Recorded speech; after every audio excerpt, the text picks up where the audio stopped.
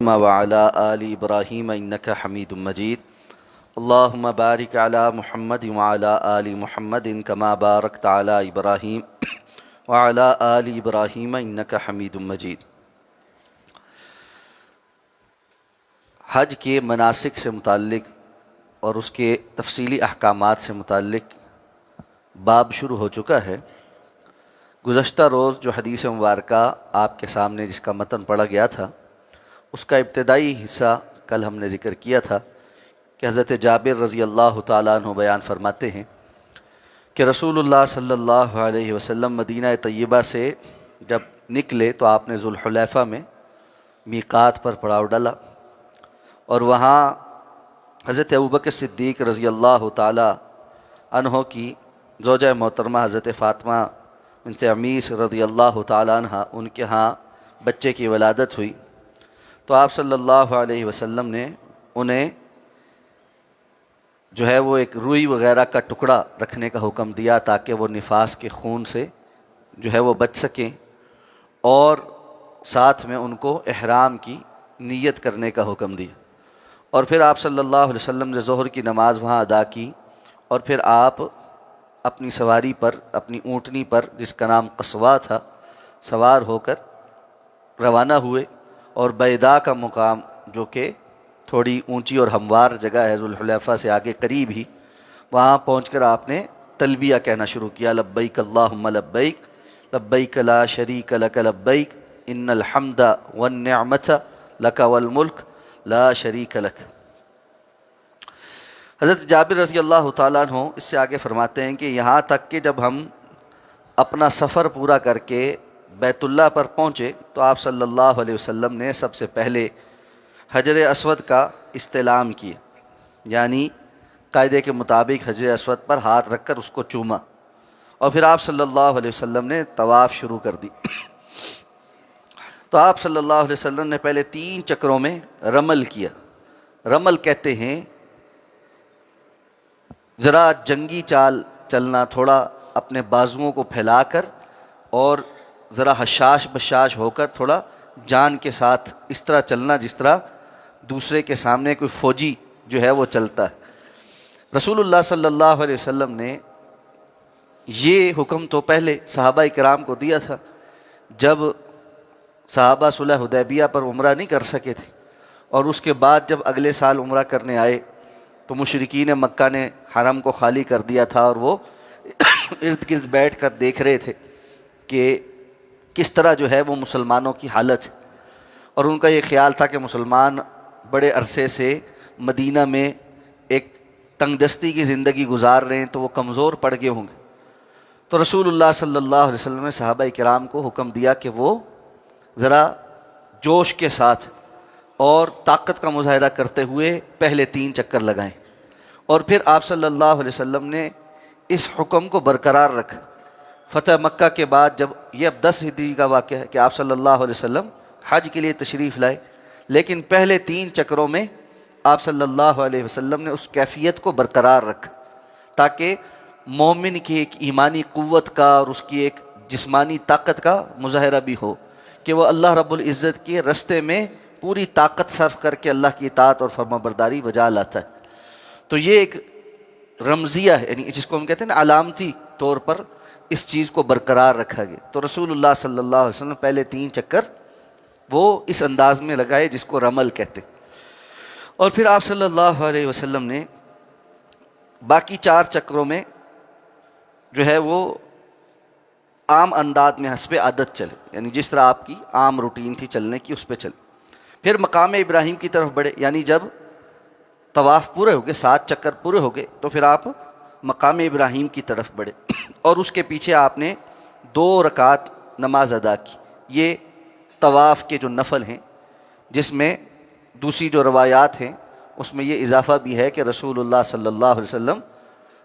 مقام ابراہیم کی طرف جاتے ہوئے یہ آیہ مبارکہ کا حصہ تلاوت کرتے تھے، وَاتَّخِذُوا مِن مَّقَامِ إِبْرَاهِيمَ مُصَلًّى۔ اور پھر اس کے بعد آپ صلی اللہ علیہ وسلم پھر حجر اسود کی طرف واپس آئے اور اس کا استلام کیا، یعنی اگر ممکن ہو حجر اسود کا استلام کرنا تو مقام ابراہیم پر نفل پڑھنے کے بعد اور صفا مروہ پر جانے سے پہلے ایک مرتبہ پھر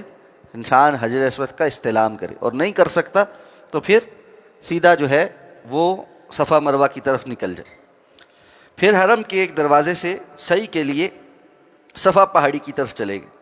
تو جب آپ صلی اللہ علیہ وسلم اس کے بالکل قریب پہنچے تو یہ آیت تلاوت فرمائی، ان الصفا والمروۃ من شعائر اللہ۔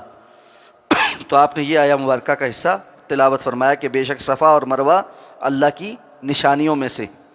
پھر آپ صلی اللہ علیہ وسلم نے ارشاد فرمایا کہ اس جگہ سے شروع کرو جس کا ذکر اللہ تعالیٰ نے اس آیت میں پہلے کیا ہے، یعنی صفا سے شروع کرو۔ ان الصفا، کیونکہ اس آیت میں پہلے اللہ کے رسول صلی اللہ علیہ وسلم نے صفا کا ذکر کیا ہے، تو اس لیے صفا سے شروع کرنا۔ اور اسی حدیث کی اس الفاظ سے جو ہے یہ بھی مسنون ہے کہ صفا پر ان الصفا والمروۃ من شعائر اللہ کہنے کے بعد بندہ آگے سے یہ کہے ابدأ بما بدأ اللہ بہ، میں بھی وہاں سے شروع کرتا ہوں جہاں سے اللہ نے شروع کیا، یعنی جس کا ذکر اللہ نے شروع کیا صفا، وہیں سے میں بھی اپنے سعی کو شروع کر رہا ہوں۔ چنانچہ آپ صلی اللہ علیہ وسلم پہلے صفا پہاڑی پر چڑھے اور اس قدر بلندی تک پہنچ گئے کہ جہاں سے آپ کو بیت اللہ نظر آنے لگا۔ اب چونکہ ایسی کیفیت نہیں ہے، وہ رستہ کافی سارا انہوں نے بند کر دیا، عمارت وغیرہ بن گئی، تو عام طور پر وہاں سے اب بیت اللہ نظر نہیں آتا۔ تو بس آپ صلی اللہ علیہ وسلم نے قبلہ رخ ہوئے اور آپ صلی اللہ علیہ وسلم نے اللہ کی توحید اور تکبیر کہی اور یہ دعا پڑھی، لا الہ الا اللہ وحدہ لا شریک لہ لہ الملک ولہ الحمد وہو علی کل شیء قدیر، لا الہ الا اللہ وحدہ انجز وعدہ ونصر عبدہ وہزم الاحزاب وحدہ۔ یہ دعا صفا پر اور پھر مروہ پر پڑھنا ہر چکر میں مسنون ہے۔ تو آپ صلی اللہ علیہ وسلم یہ دعا صفا پر اور پھر صفا سے جب مروہ جاتے تو مروہ پر پھر چڑھ کر اسی طرح قبلہ رخ ہو کر یہ دعا پڑھا کرتے تھے، لا الہ الا اللہ وحدہ لا شریک لہ، اللہ کے سوا کوئی معبود برحق نہیں، وہ تنہا ہے، اس کا کوئی شریک نہیں، لہ الملک و لہ الحمد، اسی کے لیے بادشاہت ہے اور اسی کے لیے تمام تعریفیں، وہو علی کل شیء قدیر، اور وہ ہر چیز پر قادر ہے، لا الہ الا اللہ وحدہ، اللہ کے سوا کوئی معبود نہیں، وہ تنہا ہے، انجز وعدہ، اس نے اپنا وعدہ مکمل کر دیا، ونصر عبدہ، اور اپنے بندے کی مدد فرمائی، وہزم الاحزاب وحدہ، اور تمام لشکروں کو اس نے تنہا ہی شکست دے دی۔ تو یہ اللہ کے رسول صلی اللہ علیہ وسلم نے صفا پر چڑھ کر دعا پڑھی۔ کیوں کہ جب اسلام کا ابتدا ہوا تھا اور آپ صلی اللہ علیہ وسلم نے صفا پر چڑھ کر ہی دعوت دی تھی، سب لوگوں نے انکار کر دیا تھا، اور آج اللہ کے رسول صلی اللہ علیہ وسلم مکہ کے فتح ہونے کے بھی 2 سال کے بعد 1.25 لاکھ مسلمانوں کے ساتھ بیت اللہ کا حج کرنے کے لیے تشریف لائے، اور آپ صلی اللہ علیہ وسلم اس نعمت کا تذکرہ کر۔ تو یہ بھی ایک سنت ہے کہ انسان کو جب اللہ تعالیٰ وقت کے ساتھ کسی ایسے معاملے میں، دینی معاملے میں، دنیاوی معاملے میں کوئی نعمت عطا فرمائے جہاں لوگوں نے اس کی بڑی مخالفت کی ہو اور اللہ نے اس کو ثابت قدم رکھا ہو، اور اس کے بعد اللہ نے اس کی نصرت فرما دی اور اس کو اس آزمائش سے اور امتحان سے سرخرو کر کے نکالا، تو جب وہ دوبارہ اس مقام پر آئے جہاں کبھی اس کی مخالفت ہوئی تھی تو اللہ کی تعریف بیان کرے اور اس کامیابی کو اللہ کی طرف لوٹائے۔ بعض لوگوں کی ساری بات میں سے شروع ہو کے میں پہ ہی ختم ہو، کچھ میں نہیں ہوتی۔ اللہ کے رسول صلی اللہ علیہ وسلم ایک ذرا بھی تذکرہ نہیں کر رہے کہ اتنے سالوں میں 23 سال کے قریب ہو گئے، اتنی تکلیفیں ہوئیں، اتنی میں نے کشٹ کیے اور یہاں دعوت دی اور وہاں دعوت دی، اور آپ نے نہ بدر کا تذکرہ کیا، نہ احد کا، نہ خندق کا، نہ صلح حدیبیہ کا، نہ کسی اور کوشش اور کاوش کا، سارے کی ساری تعریفیں اللہ کی طرف لوٹا کر اللہ رب العزت کی نصرت اور اللہ نے جو مدد فرمائی اس کا تذکرہ کر کے اللہ کا شکر ادا کر۔ تو یہ اللہ کے رسول صلی اللہ علیہ وسلم کا طریقہ تھا۔ تو آپ صلی اللہ علیہ وسلم نے اس طرح صفا پہ دعا فرمائی اور پھر آپ صلی اللہ علیہ وسلم جو ہے وہاں سے مروہ کی طرف چلے اور پھر اسی طرح مروہ پہ پہنچے۔ آگے